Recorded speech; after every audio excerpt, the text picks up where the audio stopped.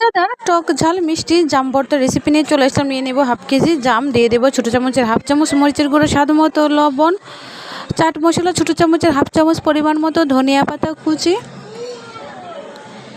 এখানে আমি লেবু কুচি নিয়েছি, তো এই লেবু কুচিটার মধ্যে দিয়ে দেবো। আর দিয়ে দেবো 2টা কাঁচামরিচ কুচি, স্বাদ মতো চিনি, ছোটো চামচের 2 চামচ সরিষার তেল, 1 চামচ টমেটো সস দিয়ে উপরে দিয়ে দেব বাটিটার উপরে একটা ঢাকনা।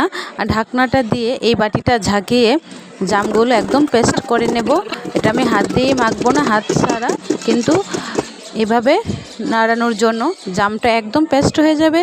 তো দেখলেন তো বন্ধুরা, রেডি হয়ে গেল আমার দারুণ মজাদার লোভনীয় জাম ভর্তা। অবশ্যই এই রেসিপিটা একবার হলেও ট্রাই করবেন। আর ভিডিওটা ভালো লাগলে লাইক কমেন্ট শেয়ার করে দেবেন। আর আমার এই চ্যানেলটা সাবস্ক্রাইব করে পাশে থাকবেন। আর এই রেসিপিটা যদি একবার খান তাহলে বারবার খেতে চাইবেন, এতটাই